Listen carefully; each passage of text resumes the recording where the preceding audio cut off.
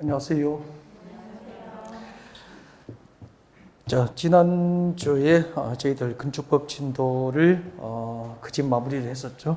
자, 오늘 건축법 관련해서 두 가지 용어를 더 해설해 드리고 그다음에 이제 진도를 주택법으로 넘어갈 수 있도록 그렇게 준비를 하겠습니다.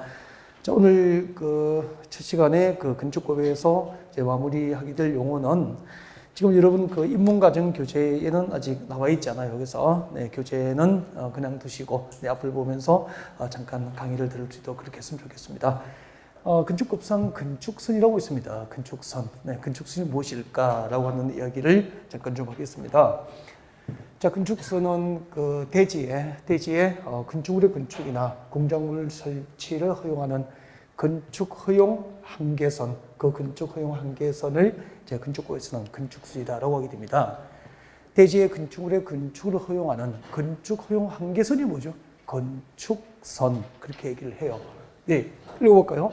자, 대지의 건축물의 건축이나 공작물 설치를 허용하는 건축 한계선을 말한다라고 되어 있습니다. 이게 이제 건축법상 건축선이 되는 거죠. 자, 실제로 한번 보여드리겠습니다. 자, 이쪽에 그림을 그려서 설명을 드렸죠. 보시면은 이제 아시게 되죠. 자, 우리 지난주 건축법 마지막 시간에 이제 건축법상 도로를 공부하셨죠. 건축법상 도로가 무엇일까 기억납니까?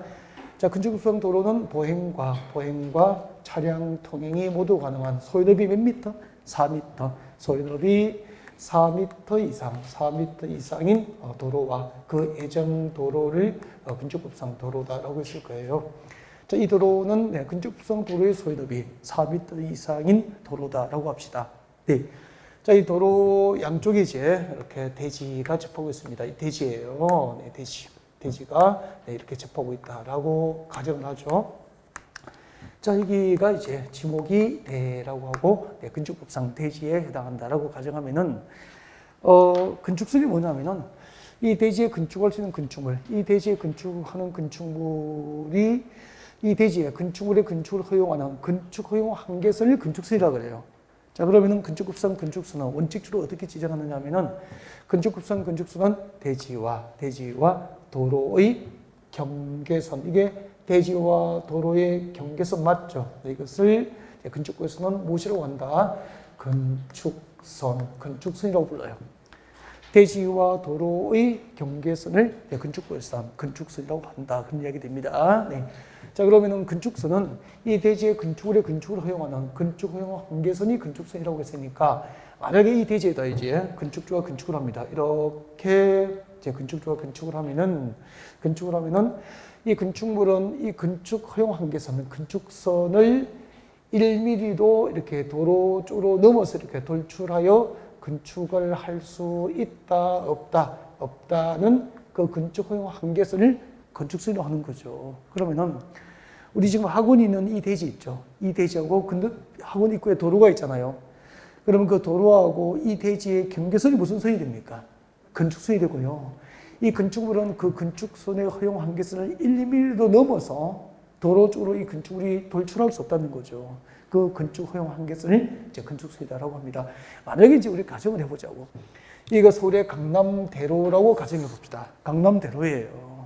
그러면 강남은 그 건축물의 임대료가 비싸잖아요. 임대료가 비싸니까 만약에 이제 이 대지, 오른쪽 대지 건축주가 이 강남의 이제 빌딩인데 만약에 뭐 강남인데 40층 빌딩이다라고 가정합시다. 40층 빌딩인데 건축주가 도로 쪽으로 보십시오. 한 2층까지는 도로 돌출하면 자동차 등에 부딪힐 수 있잖아요. 그래서 3층부터 도로 위로 이렇게 건축물을 돌출하여 건축을 합니다. 돌출하여 건축을 하면은 자, 38개 층이 도로 위로 돌출되면은 그 임대 수입이 연간 수백억이 되잖아요. 만약에 건축선이 없다면은 이게 지상 공간으로 돌출해서 건축해 버리지 뭐. 그러면은 왼쪽에 봐요. 이 왼쪽에 빌딩주도 당연히 또 그대로 건축합니까? 도로 위로 건축물을 돌출시킵니까? 돌출해서 건축을 하겠죠. 또 이렇게 돌출시킨 3층부터 돌출해서 이제 여기가 도로 위로 이렇게 건축을 해버린다면은 양쪽 대지 빌딩주가 전부 도로 위에 절반씩 이렇게 도로를 점유하여서 건축물을 돌출해버리면은 이 강남대로변에 걸어가는 우리는 내 땅이 없으면 하늘 한 점 볼 수 있어 없어? 없죠. 바로 거대한 빌딩 터널이 되어버리잖아. 그러면은 자동차 매연이 배출될 수도 없고, 그죠? 또 햇빛 한 점 들어오지도 않고, 이런 도시는 우리가 상상할 수가 없는 거잖아요. 그래서 이 대지에 건축하는 건축물의 건축이나 공작물의 설치를 허용하는 건축 허용 한계선, 건축선을 건축법에서 만들게 된 거고, 자, 건축법상 건축선은 대지와 도로의 경계선을 건축수로 하는 것을 원칙으로 한다는 얘기입니다. 그러니까 왼쪽에도 마찬가지죠. 대지와 도로의 경계선을 건축법상 건축수로 하게 됩니다. 자, 물으면 대답하십시오. 자, 대지의 건축물의 건축이나 공작물 설치를 허용하는 그 건축 허용 한계선을 무엇이라고 하죠? 건축선. 원칙적으로 건축법상 건축선은 어떻게 지정합니까? 대지와 도로의 경계선을 건축법상 건축선으로 하는 것을 원칙으로 한다. 그런 뜻이에요. 아시죠? 그래서 이렇게 한번 듣고 그냥 잊어버리면 돼요. 왜요? 1월달에 교재에서 이제 이렇게 그림 그려서 상세하게 다시 배우게 될 거예요. 그래서 한번 듣고 그냥 두 번째 들을 때 익숙함이 있도록 하시면 돼요. 굳이 이걸 뭐 지금 외우고 뭐 그렇게 할 필요도 없죠. 그래서 지금은 공부를 하는 것이 아니고 앞으로 기본 이론 시간에 배울 것을 이제 이런 내용들을 대략적으로 공부하게 되구나라고 이렇게 첫 선을 보는 그런 과정 정도로 가볍게 받았으면 좋겠어요. 네. 자, 건축선에 대한 설명이고, 그 다음에 이제 결합건축이죠. 결합건축. 같이 한번 읽어볼까요? 자, 건축법상 결합건축이란, 자, 두 개의 대지의 건축주가 서로 합의한 경우, 용적률을 개별 대지마다 적용하지 않고 두 개 이상의 대지를 대상으로 통합 적용하여 건축물을 건축하는 것을 결합건축이다라고 하는데, 자, 이렇게 제가 금방 이렇게 읽어드렸지만 그렇게 가슴에 와닿지는 않죠. 그래서 실제로 이제 결합건축이 무엇인지 이쪽에서 잠깐 설명을 좀 드리겠습니다. 자, 결합건축이 무엇일까요? 자, 일단 한번 적어보겠습니다. 건축법상 결합건축이 무엇일까? 이 제도는 우리나라에서 결합건축 제도가 도입된 것은 그렇게 오래되지 않아요. 오래되지 않습니다. 지금 이전에 이제 미국 대통령, 바이든 대통령 이전이 트럼프였죠. 트럼프 대통령은 부동산 재벌이잖아요. 부동산 사업을 해서 일찍이 이제 부동산 투기해서 이렇게 이제 부를 축적하여서 대통령까지 되는 사람이에요. 뉴욕에 이제 트럼프 빌딩이 있어. 그 트럼프 빌딩이 결합 건축이라고 하는 이 제도에 의해서 이제 건축된 건축물이에요. 그러니까 이제 구미 선진국은 결합 건축 제도가 일찍이 도입되어 있었는데, 우리나라는 아직까지 결합건축 제도가 도입된 것이 한 5, 6년 이 정도밖에 안 돼요. 얼마 되지 않았죠. 결합건축 제도가 도입된 거. 그래서 제도가 도입되고 한 5년, 4년 정도밖에 안 됐기 때문에 최근에 시험에 자주 나와요. 자주 나왔죠. 결합건축이 무엇일까? 이야기를 드립니다. 그러니까 이거 법 조문을 외워서 결합건축을 아는 건 아니잖아요. 이해를 하면은 자동으로 조문을 읽으면은 결합건축의 개념이 가슴에 와닿게 되거든요. 그래서 설명을 드렸으면 좋겠습니다. 교재에는 없어요. 그래서 교재 만질 필요는 없죠. 자, 결합건축이 무엇일까 설명드리겠습니다. 여기 봐주세요. 여러분, 여기 두 개의 대지가 있어. 두 개의 대지가 있습니다. 네, 아래쪽에는 도로가 있고 이 대지인데, 이러면은 A 대지, B 대지 몇 개죠? 두 개의 대지가 있어. 두 개의 대지가 있는데, 이곳의 용도지역은 나중에 이제 배운 적이 있죠. 이거 준주거지역입니다. 준주거지역이라고 합니다. 배웠습니다. 이곳의 용도지역이 뭐라고요? 준주거지역이고 이제 조례로 허용하는 용적률, 준주거지역에서 조례로 허용하는 용적률이 500% 이하의 범위에서 각 시군 조례로 정하니까 용적률, 조례로 정한 용적률이 500%라고 가정을 합시다. 이곳의 용도지역은 준주거지역이고, 이 용도지역에 허용되는 용적률 얼마까지 허용되고 있죠? 용적률 500%까지 건축이 가능해요. 근데 만약에 A 대지의 빌딩주 있죠. A 대지의 건축주는 용적률이 지금 법상 500% 허용되는데 실제로 용적률을 건축할 때 200%, 용적률 200%를 적용해서 200%를 적용해서 건축을 한 거예요. 그러면은 나머지 얼마 남아있죠? 건축되지 않은 용적률이 얼마 남아있죠? 300%의 용적률은 건축하지 않고 남아있는 거예요. 근데 B 대지 있죠. 비대지의 건축주는 용적률 500%를 모두 사용해서 빌딩을 지었습니다. 이렇게 해서 용적률 500%를 전부 사용해서 빌딩을 지었고요. 최고 층수가 20층 빌딩이에요. 근데 이 비대지의 20층 빌딩이 건축하고 한 40년, 50년 지난 거예요. 그러면 건물은 새 겁니까? 노후화 됩니까? 빌딩을 건축하고 이제 입주하고 한 50년 지나면 건물이 노후화 되잖아. 노후화된 건물이 낡아버리니까 임대가 잘 안 되는 거죠. 공실이 생겨요. 그러면 50년 된 낡은 빌딩이니까 보수 보강할 수 있는 비용은, 건물 관리 비용은 눈덩이처럼 불어나겠죠. 근데 이제 빈 공실이 생기면은 임대 수입이 안 들어오니까 빌딩주는 적자 운영으로 견딜 수 없게 되는 거죠. 그러니 빌딩주는 망해야 됩니까? 새로 지어야 됩니까? 노후화된 빌딩을 철거하고 리뉴얼을 해야 다시 지어야 될 거 아니야. 근데 여러분, 서울에 40층 빌딩을 가지고 있는 빌딩주가 전부 자기 자본일까요? 차입이 있습니까?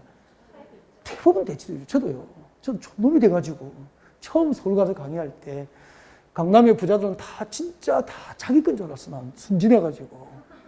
나중에 이제 그분들하고 친해지고 알다 보니까 200억 빌딩주 같은 경우에는 자기 자본은 한 40%, 30%. 나머지는 대출이고요. 임차 보증금 받은 거고요. 그렇더라고요. 그러면 이제 임차인이 나가면 임대료 지급해야 되잖아. 내줘야 되잖아.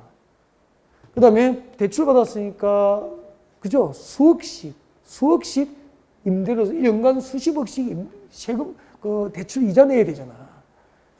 사는 모습은 나하고 비슷하더라니까. 차라리 빚 없는 내가 마음은 편하더라고요.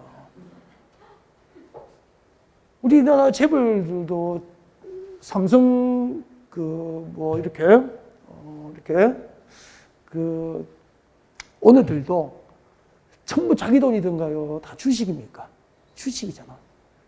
자기 주식 비율은 몇 %도 안 되잖아요. 기업을 지배하고 있는 거죠. 그렇더라고. 다 빚이라는 거죠. 그렇게 안 봐요. 그럼 20층 빌딩 강남에 가지고 있다고 장롱 속에 200억 넣어둔 건 아니잖아. 그럼 이 건물이 낡았는데 어떻게 돈도 없이 그걸 철거하고 다시 짓냐 이 말이야. 그래서 우리는 6.25 전쟁 이후에 70년대, 80년대를 거치면서 서서히 이제 큰 빌딩이 서울 시내에 들어서게 됐는데 그 연령들이 벌써 40년, 50년이 다 돼가는 거예요. 그럼 강북 쪽에 낡은 빌딩은 철거하고 다시 리뉴얼을 해야 되잖아.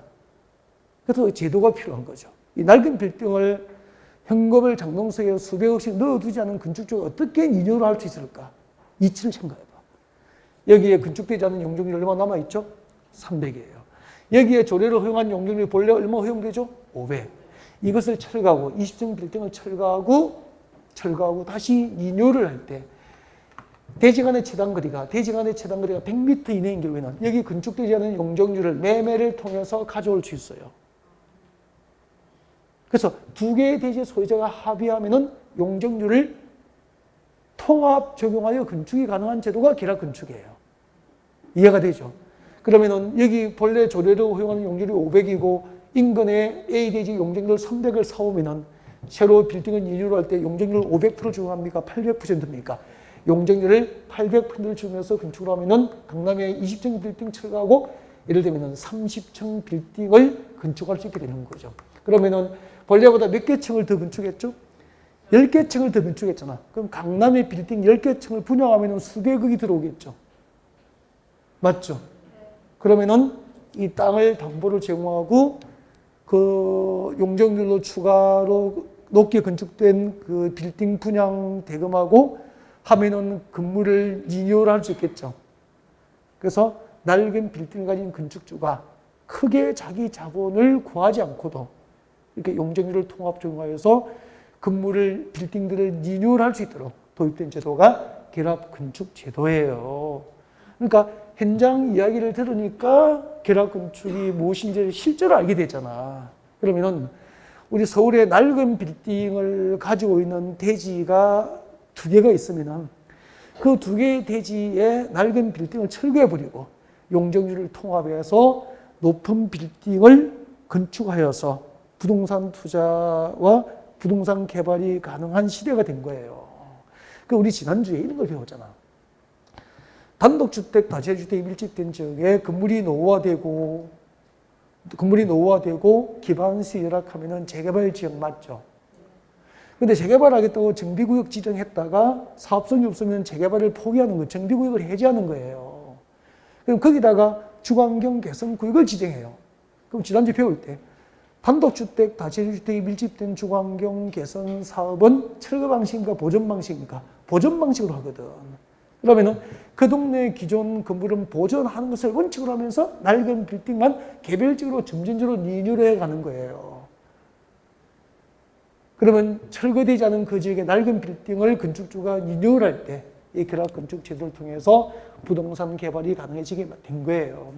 앞으로 우리가 부동산 상담을 할 때 어떤 방식으로 상담해야 되는지 알겠죠? 서울에 낡은 빌딩이 있고 인근에 낮은 건물이 있거나 건축되지 않은 건축물이 있으면은 그것을 이제 결합 건축을 통해서 용적률을 통합해서 그 두 개의 대지를 합하여 높은 빌딩을 지어서 이제 부동산 재개발이 가능한 시대를 제도적으로 열어주기 위해서 도입된 제도가 결합 건축 제도가 되는 거죠. 그러면은 수도권의 주요 도시의 낡은 빌딩을 리뉴얼할 때는 어떤 제도를 활용할 수 있어야 됩니까? 결합 건축을 통해서 부동산 개발의 사업성을 확보할 수 있는 방향으로 컨설팅이 이루어져야 되는 거죠. 여러분, 대지 간의 최단 거리가 100m 이내일 경우 두 개의 대지 소유자가 합의했을 때 용적률을 통합 적용하여 건축할 수 있는 제도를 건축법상 무엇이라고 한다? 결합 건축 제도라고 한다. 이제 설명을 드렸기 때문에 그러면 이제 현장 이야기를 들었으니까 가서 개념을 읽어보자고. 이해가 되는지 같이 와봐요. 자, 결합 건축이 무엇일까? 두 개의 대지의 건축주가 서로 합의한 경우 용적률을 개별 대지마다 각각 적용하지 않고 두 개의 대지를 대상으로 용적률을 통합 적용하여 건축을 건축하는 것을 무엇이라고 한다? 결합 건축 제도라고 한다. 지금 현장 사례를 들고 설명 듣고 용어를 읽어보니까 굳이 외우지 않더라도 그 개념들이 가슴에 와닿죠. 이게 건축법상 결합 건축 제도가 되는 거예요. 그래서 우리는 이제 앞으로 배우게 될 내용을 참고로 이렇게 이제 오늘 첫 선을 보는 과정이니까 이 정도 듣고 이해 한번 하시면은 그게 잊어버릴 것 같지만 남아있다니까. 그렇게 해서 여러분 이걸 듣고 잊어버리고 있었지만 나중에 12월 1, 2월에 우리 기본 이론 과정에서 결합 건축을 다시 배우면은 지금 오늘 들었던 그 기억이 되살아나게 되거든요. 그게 몇 번만 반복하면은 책 보지 않고도 결합 건축이 무엇인지 타인에게 컨설팅 할 정도로 우리의 실력들이 튼실해지게 될 거예요. 네. 자, 건축법상 건축손하고 결합 건축에 대해서 설명을 드리면서 자, 건축법상 용어 정의는 모두 마무리를 하겠습니다. 마무리를 하고 자, 그다음에 이제 건물 공법의 두 번째 법이죠. 네, 주택법 진도를 준비를 해보겠습니다. 자, 주택법은 네, 여러분 교재에 주택법 여러분 교재 162페이지예요. 네, 162페이지 오시면 되죠. 자, 162페이지 네, 주택법 네, 진도를 준비해 주시면 됩니다. 자, 이쪽에는 제가 지울게요. 네. 재밌죠? 아직까지는 외울 필요도 없고 뭐 그죠? 네. 또 필기에 대한 부담도 없고 하니까 아직까지 재밌게 그냥 들으시면 돼요. 네. 앞으로 공부할 내용을 미리 공부해 보는 거니까. 자, 이제 주택법입니다. 건축법이 몇 문제가 나온다고 그랬죠? 건축법이 7문제가 나오고요. 여러분, 우리 건축법상 건축물의 종류가 용도별로 이제 구분되거든요. 용도 분류라 그래요. 건축물의 종류를 용도별로 구분하면은 용도 분류입니다. 몇 가지로 분류되냐면은 건축법상 건축물의 용도별 종류는 29개예요. 건축법상 건축물의 용도별 종류가 몇 개라고요? 29개. 단독주택, 공동주택, 제1종 권리 생활시설, 제2종 권리 생활시설 이렇게 쭉 나갑니다. 나가서 야영장 시설까지 건축법상 건축물의 용도별 정도가 29개인데 그 중에서 단독주택과 공동주택 등 주택에 관한 사항을 규정하려고 만든 법이 주택법이에요. 주택법. 그럼 건축법상 건축물 중에서 주택에 관한 법이 무슨 법이죠? 주택법 그렇게 되는 거죠. 네, 자 그럼 주택법에는 어떤 내용들이 이제 규정되어 있냐면은 네, 주택법에서 법으로 정의된 용어들이 있습니다. 용어들 이걸 공부할 거예요. 법으로 정의된 용어의 개념. 예를 들면 공동주택이 무엇인지, 공동주택이 법적으로 무엇이 공동주택인지, 아파트가 무엇인지, 1주택이 무엇인지, 다세대주택이 무엇인지. 아니, 우리가 실제로 대부분이 아파트에 살고 있잖아요. 아파트에 살고 있지만 법적으로 아파트의 개념이 무엇인지를 공부해보지는 않았죠. 예를 들면은 내가 아파트에 살고 있으면서도 법적으로 아파트가 뭐죠라고 제가 인터뷰를 하면은 말할 수는 있어, 없어? 없단 말이야. 그죠? 괜히 놀랬죠. 그러면은 이제 법적으로 아파트가 뭔지, 연립주택이 뭔지 이런 거 다 배우게 되는 거예요. 그래서 용어 정의를 배우고요. 그 다음에 아파트를 건설할 때, 아파트를 지을 때는 두 가지 방법이 있는 거예요. 아파트, 단독주택 30호, 아파트는 공동주택이죠. 공동주택 30세대, 30호, 30세대 미만의 집을 지어. 그때는 건축법 적용을 받고, 건축법상 건축허를 받고 아파트를 짓게 돼요. 그러니까 아파트를 지을 때 30세대 미만이야. 주택을 건설합니다. 아파트를 건설할 때는 아파트 30세대 미만의 아파트를 지어. 세대수가 30대 미만이면 건축법상 건축허를 받아요. 건축법 적용을 받고 건축 허가를 받고 아파트를 짓게 되는 거죠. 근데 아파트 지을 때 공동주택 30세대 이상 그러면은 지금 여러분이 살고 계시는 그 아파트 단지 세대수가 30세대 이상이면은 주택법의 적용을 받고 주택법상 주택건설 사업계획 주택건설 사업계획을 승인받고 아파트를 지었다는 거예요. 우리나라에서 단독주택 30호, 공동주택 30세대 미만의 집을 지으면 무슨 법 적용받죠? 건축법. 건축법상 허가를 받고 집을 짓고, 단독주택 30호, 공동주택 30세대 이상의 집을 지으면 주택법에 의해서 주택건설 사업계획을 승인받고 아파트 짓는 거예요. 네. 자, 이렇게 주택의 건설에 관한 주택 건설 절차를 규정하고 있는 법이 주택법이에요. 그러면 주택법상 사업계획을 받고 아파트를 지었어요, 이렇게. 아파트를 지었습니다. 여러분, 아파트를 지으면은 그 아파트는 그 주택 건설 사업 주체, 건설회사가 거주합니까? 입주합니까? 입주 예정자가 있습니까? 입주 예정자가 있잖아. 입주 예정자에게 분양을 해줘야 되잖아. 그 분양을 주택법에서 무엇이라고 하냐면은 공급이라고 그래요. 공급이라고 그래요. 공급. 그러면은 아파트가 분양되면은 실수요자만 분양받습니까? 투기 목적으로 분양받으신 분이 있습니까? 투기 목적으로 분양을 받으시는 분이 더 많을 수도 있죠. 그러면 투기 목적으로 분양받을 사람이 많으니까 돈 벌려고, 입주금 분양권 팔아서 돈 좀 벌려고, 분양받으신 분이 더 많으니까 실소유자의 청약 기회는 줄어들게 되고, 그만큼 실소유자가 입주할 수 있는 기회를 빼앗게 되고, 그 다음에 투기적 수요가 많으면 많을수록 아파트 값은 천정부지로 오르게 되고 부동산 시장이 가열되죠. 투기꾼이 돈 버는 좋지 않은 세상이 되죠. 그럼 이걸 그냥 둬야 됩니까? 규제해야 됩니까? 규제. 그래서 공급 파트, 이 공급 분양을 공급이라고 그래요. 분양을 말하는 거죠. 건설된 아파트를 분양하는 것을 공급이라고 그러고, 그 분양 시장, 공급 시장의 교란을 방지하기 위해서 여러 가지 규제하는 투기 과열 지구, 들어보셨죠? 조정 대상 지역, 이런 제도를 주택법에서 배우게 돼요. 그 다음에 건설해서 아파트를 지어 삽니다. 아파트에 이제 공급을 받아서 분양받고 아파트에 입주했어. 입주하고 40년, 50년 됐어. 그럼 아파트 건물이 노후화되잖아. 노후화되면은 기반시대 양호한데 노후 불량건축으로 판정된 아파트가 밀집된 지역은 재개발입니까? 지난주에 배웠습니까? 재건축입니까? 재건축이에요. 그럼 재건축은 주택법을 하는 게 아니고 지난주에 공부한 도시 및 주거환경 정비법으로 재건축이 이루어져요. 근데 전부 재건축합니까? 리모델링 할 수 있습니까? 리모델링 할 수 있잖아. 리모델링을 할 수 있죠. 이 공동주택 리모델링을 할 때 그 리모델링 방법과 절차는 주택법에서 규정하는 거죠. 그러면 아파트를 지을 때는 30세대 미만은 건축법으로 아파트 지어요. 건축허가 받고. 근데 아파트를 지을 때 그 시대수가 30세대 이상 대규모 주택단지 건설할 때는 주택법에 의해서 사업계획서 받고 아파트를 지어요. 분양받아서 살다가 재건축할 때는 도시 및 주거환경 정비법이 정하는 절차에 따라서 재건축하는 것이고, 리모델링은 주택법에 의해서 절차가 규정되어 있다 이 말입니다. 그래서 주택법은 무엇을 규정하고 있죠?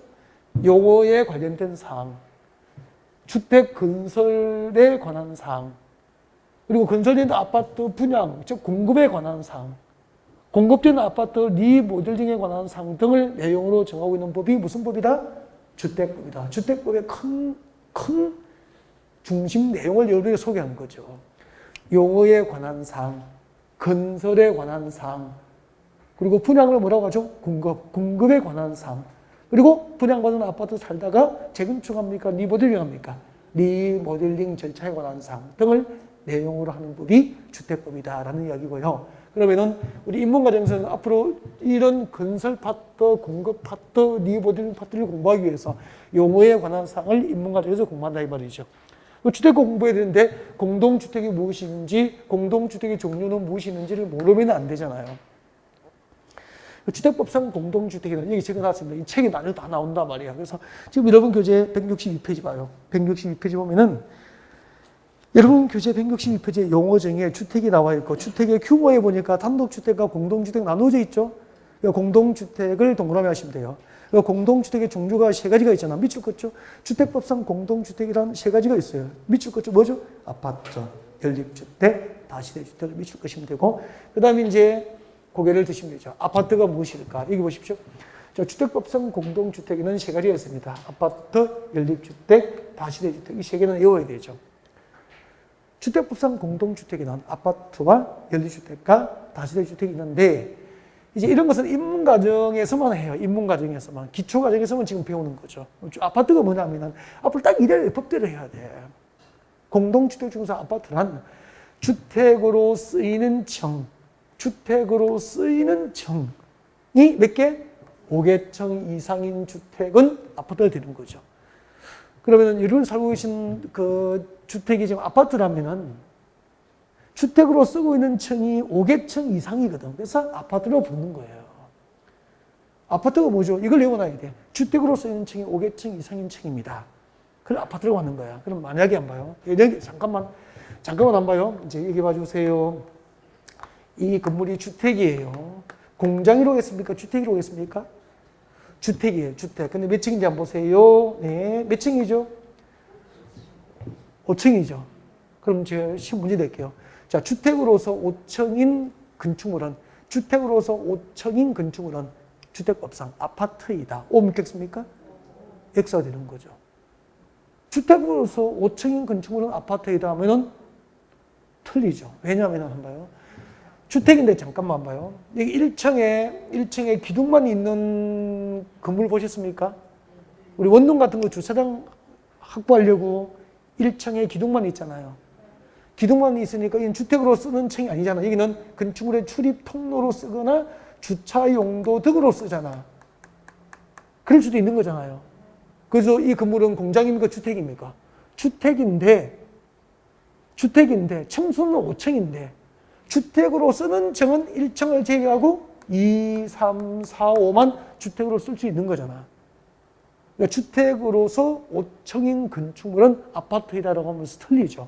꼭 무엇이 들어가야 됩니까? 주택으로 쓰이는 층이 몇 개 층이죠? 5개층 이상인 주택을 아파트라고 하는 거죠. 그러니까 대충 이해를 못하고 읽으니까 금방 여러분이 설명 듣고도 다 틀렸잖아. 주택으로서 5층인 건축물은 모두 아파트이다. O 묻겠습니까? X잖아. 주택으로 쓰이는 층이 5개층 이상인 주택은 아파트이다. O 묻겠습니까? 그것은 O잖아. 무슨 말인지 알겠죠? 이해를 하시라고. 그래서 아파트가 뭐죠? 주택으로 쓰이는 층. 이게 핵심. 주택으로 쓰이는 층이 5개층 이상인 주택을 아파트라고 합니다. 그 다음에 연립주택. 연립주택은 한 개 동의 바닥 면적가 660제곱미터를 초과합니다. 초과하고 주택으로 쓰이는 층이 4개층 이하이면 연립주택이라고 합니다. 그 다음에 다시대 주택은 한 개 동의 바닥 면적 합계가 660제곱미터 이하, 660제곱미터 이하이고 그리고 주택으로 쓰인 층이 4개 층 이하이면 연립주택이 되는 거죠. 그럼 얘기 한번 해요. 연립주택과 다시대주택의 공통점이 뭐죠? 연립과 다시대주택의 공통점은 주택으로 쓰인 층이 모두 4개 층 이하라. 맞죠? 그 집도 똑같아. 근데 한 개 동의 바닥 면적 합계가 660을 초과하면 연립, 660도 이하이면 다시대가 되는 거예요. 구분하시겠죠? 그러면은 밑에 연립주택, 다시대주택은 위에 아파트하고는 어떻게 구분되죠? 층수로 구분되는 거죠. 아파트와 연립주택은 층수로 구분한다. 5 믿겠습니까? 5. 주택으로 쓰인 층이 5개 층 이상이면 아파트. 주택으로 쓰인 층이 4개 층 이하이면서 한 개 동의 바닥 면적 합계가 660을 초과하면 연립. 한 개 동의 바닥 면적 합계가 660도 이하이고 주택으로 쓰인 층이 4개 층 이하이면 다시대. 그렇게 되거든. 이제 이런 것은 기초 과정에서만 설명을 드리고 안 드려요. 이것은 시험 보셔야 되는데 아파트의 개념이 좀 중요한 것 같고요. 연립주택하고 다시대주택 개념은 대부분 뭐 다 하시더라고. 한번 설명 들으면은 네, 이 정도 하겠습니다. 주택법상 공동주택에는 아파트 연립 다시대가 있고 그리고 아파트하고 연립주택 다시대주택에 대한 용어 정의를 배웠습니다. 그 다음에 또 주택법상 용어를 한번 볼까요? 네, 주택법상 용어 준주택이라고 나와 있습니다. 준주택. 자, 여러분 교재에는 준주택의 개념이 보이지 않는 것 같아요. 네. 기본서에 나오겠죠? 준주택. 시험에 반복 출제가 몇 번이 됐죠? 그래서 준주택의 개념은 알고 계셔야 됩니다. 준주택이 무엇일까요? 교재 없지만 안 적어도 될 거예요. 네. 교재 없으니까 큰일 났다. 적어야 되겠다. 그럼 부담 가질 필요가 없죠. 나중에 기본서에 다 나와 있으니까. 새 책 받으면 다 나와 있습니다. 잠깐만요. 준주택이란 이 개념도 도입된 지가 얼마 안 됐다고. 준주택 개념이 도입된 지가 10년이 안 됐을 것 같다. 기억에.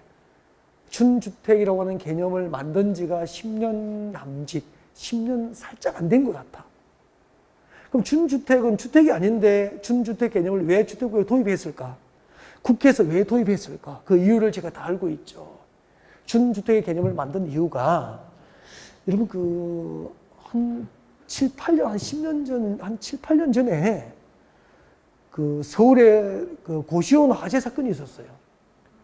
고시원 화재가 사건이 한두 건이 아니고 많이 있었겠지만 많은 인명피해가 생기면 사회적 이슈가 되잖아요. 그래서 그때 고시원 화재 사건으로 많은 인명피해가 발생한 큰 사건이 있었어요. 그럼 고시원은 주택입니까? 아닙니까? 고시원은 주택이 아닌 건축물이라. 근데 고시원에 가보면은 실제로 고시 공부하는 사람이 거기에 살고 있을까요? 아니잖아요. 고시원을 주거 용도로 쓰는 거예요. 1.5평, 한 평 반 정도 되는 공간에다가 책상 밑으로 발을 넣고 위에 책상 놓고 그 위에 이불을 얹어놓고 거기에 사람이 거주를 하는 거예요. 그러니까 외국인 근로자라든지 뭐 이렇게 또 지방에서 좀 어려우신 분들 올라오셔서 원룸이나 이렇게 연립이나 다시대나 이렇게 아파트 전세나 월세를 얻을 형편이 안 되면은 고시원에 보증금 없이 입주하는 거죠. 그래서 공부하지 않고 실제로 거주 목적으로 주택처럼 사용하시는 분이 현실적으로 있어 없어? 있어. 그러니까 주택이 아닌데 주택처럼 사용하는 거예요. 그러니까 주택처럼 사용하니까 난방도 하기 위해서 전기장판 꽂고 전열기구 사용해서 요리도 라면도 끓이고 하는 거죠. 그게 화재의 원인이 된 거죠. 그러니까 화재에 취약하잖아. 주택이 아닌데 주택처럼 사실상 쓰고 있으니까. 그래서 주택법을 적용해서 주택처럼 안전하게 법적으로 관리를 해야 되겠죠. 그래서 그 고시원 화재 사건을 그치면서 우리 국회에서 그 대책으로 준주택이라고 하는 개념을 만들게 된 거야. 그래서 준주택이란 본래 주택이 아니야. 그래서 주택 외 건축물인데 주택 외 건축물과 부속 토지로서 주거시설로 사실상 이용이 가능한 시설을 준주택이라고 개념을 도입한 거예요. 본래 주택이 아닌데 주거시설로 이용 가능한 시설을 뭐라고 합니까? 준주택. 예를 들면 준주택에는 무엇이 있을까? 이거 종류를 외우는 문제가 시험에 나오거든요. 2번이나 나오고 2번. 반복 출제만 2번 나왔다는 거니까 꼭 외워놔야 돼, 이걸. 한 줄씩은 잘 들어가니까.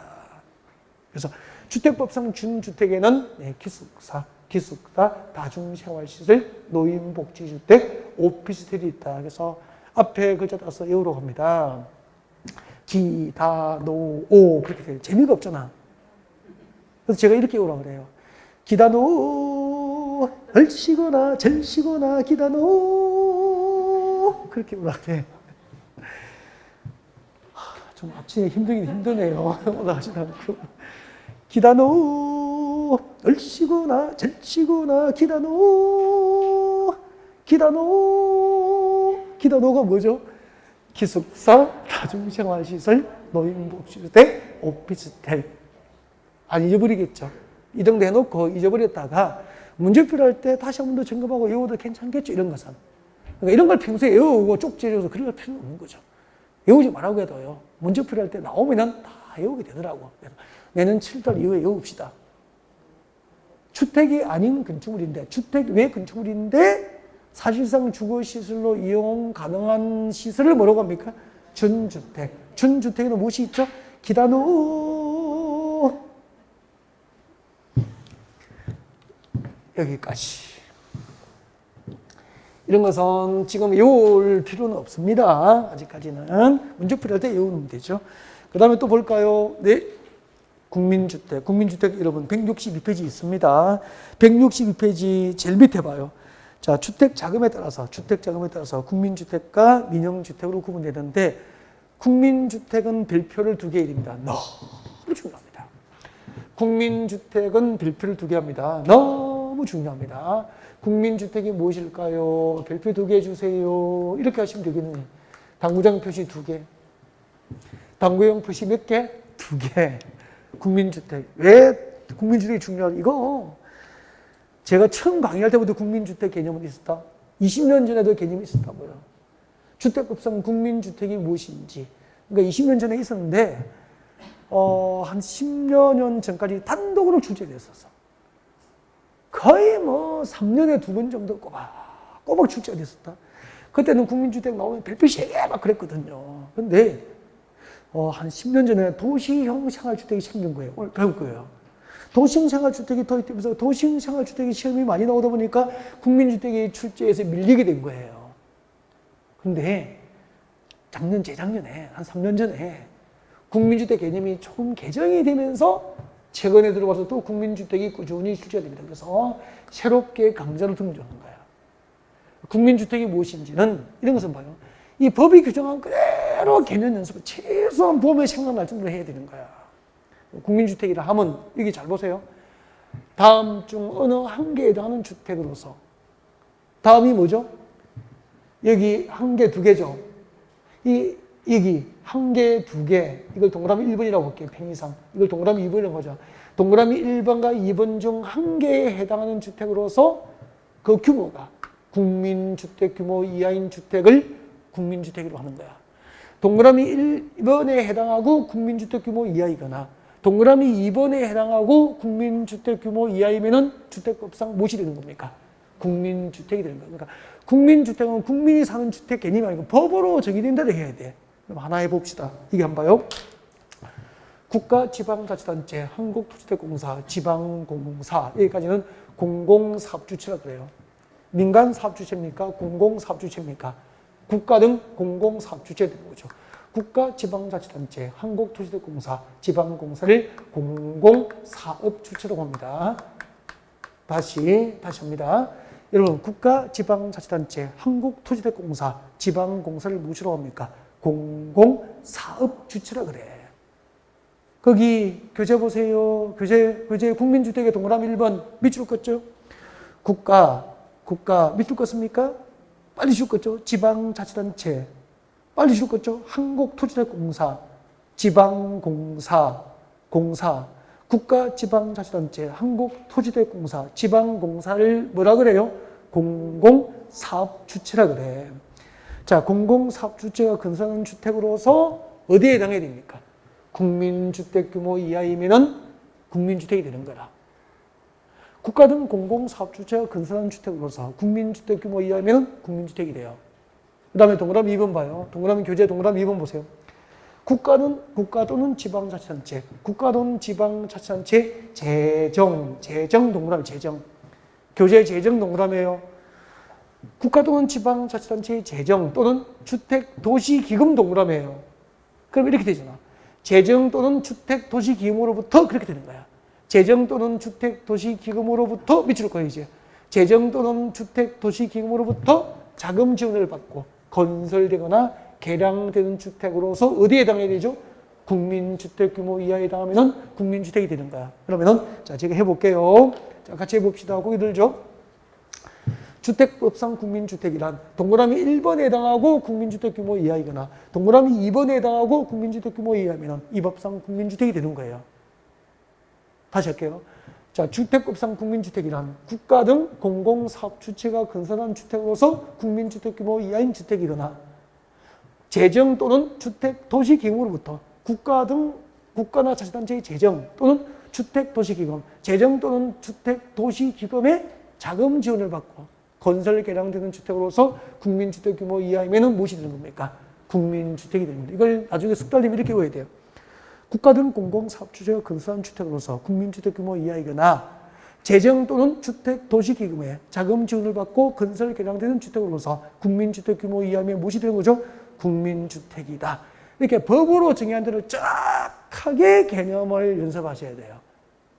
한두 번 해야 됩니까? 여러 번 하셔야 됩니까? 여러 번. 암기하지 않더라도 최소 봄에는 기억날 정도로 하셔야 돼요. 이걸 끊임없이 반복해서 연습을 하게 되는 거죠. 진짜 결석하지 않고 꼬박꼬박 수업 나오고요. 처음부터 끝까지 가끔 예습하고 복습하고 따라오시면 떨어지는 것도 쉽지 않다. 일부러 떨어질 수는 없잖아. 떨어지는 것도 쉽지 않다니까. 꼬박꼬박 출석하고 그 다음에 수업 듣고 복습하고 이것만 해도 기본만 지켜도 떨어지는 거 쉽지 않아요. 근데 되게 기본을 잘 안 지키죠. 왔다가 갔다가 그죠? 복습 잘 안 하고 덮어놨다가 덮어뒀다가 잘 안 보고 그죠? 시험 때 가까워지면 그때 보려고 하니까 힘들고 그러면 안 되는 거죠. 기본 결석하지 말자. 그리고 그때 미루지 말고 복습하면서 반복하여 따라오자. 그러면은 이 프로그램에 의해서 여러분은 떨어지는 것도 쉽지 않다. 그 다음에 그러면은 국민주택 규모가 무엇일까? 법으로 딱 정의되어 있어요. 그래서 여러분 계셔봐요. 여러분 그때 162페이지 제일 밑에 보면 국민주택 바로 밑에 국민주택 규모가 나와 있죠. 국민주택 규모라 하면 주거전용 면적 기준 1호. 1호는 뭐죠? 이런 1호 할 때 호는 뭐죠? 단독주택 단위야. 호가 뭐죠? 단독주택 단위. 그 다음에 1세대. 세대는 뭐죠? 공동주택 단위야. 호는 뭐죠? 단독주택 단위. 세대는 뭐죠? 공동주택 단위. 이렇게 배워야죠. 그럼 시골에 있는 마을은 아파트 단지입니까? 단독주택입니까? 단독주택이잖아. 그러면은 너네가 살고 있는 너네가 살고 있는 동네는 단독주택이 몇 세대야라고 해야 됩니까? 단독주택 몇 호야라고 해야 됩니까? 단독주택이 몇 호야라고 물어보는 거야. 근데 여러분이 살고 있는 아파트는 공동주택이잖아. 아파트는 몇 호야라고 합니까? 몇 세대야라고 하는 거야. 너네 아파트 단지는 몇 세대야라고 물어보잖아. 세대가 공동주택 단위다 이 말이에요. 그래서 단독주택 1호 또는 공동주택 1세대당 주거전용 면적이 85제곱미터 이하, 85제곱미터 이하를 국민주택 규모로 하는 게 원칙입니다.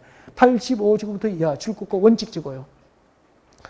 국민주택 규모란 주거 용도로 쓰이는 면적, 그 주거 용도로만 쓰이는 면적을 뭐라고 그러죠? 주거전용 면적이라 그래. 주거전용 면적이 밑줄 거요. 1호 또는 1세대당 85제곱미터 이하를 국민주택 규모로 한다 이 말이에요. 그래서 주택법상 국민주택 규모는 주거전용 면적 85제곱미터 이하를 국민주택 규모로 함이 원칙이라. 그래서 85제곱미터 이하를 출국과 밑에 적어요. 원칙이라고. 교재에 이렇게 적으면 되는 거야. 밑줄 긋고. 단 가로 안에 들어가요. 가로 안에 수도권 정비교육법상 지금도 줄 거예요. 수도권을 제외한 도시지역이 아닌 읍면지역 줄 거예요. 수도권을 제외한 도시지역이 아닌 읍면지역은 계속 줄 거예요. 1호 또는 1세대당 얼마죠? 주거전용 면적 100제곱미터 이하까지 줄 거예요. 주거전용 면적 100제곱미터 이하를 예외적으로 국민주택 규모로 할 수 있다. 그래서 주거전용 면적 100제곱미터 이하 밑에 적으십시오. 원칙입니까? 예외입니까? 예외. 그래서 주택법상 국민주택 규모로 하면 주거전용 면적 85제곱미터 이하를 원칙으로 하는데 수도권이 아닌 도시지역이 아닌 읍면지역은 주거전용 면적 100제곱미터 이하까지 국민주택 규모로 허용을 한다. 그런 뜻이 되는 거죠. 이해가 됐습니까? 네, 지금까지 주택법상 공동주택, 그리고 준주택, 국민주택 규모까지 배우게 된 거죠. 네, 여기서 이제 끊었다가 잠시 쉬었다가 주택법상 용어 정의 계속 진행을 하겠습니다.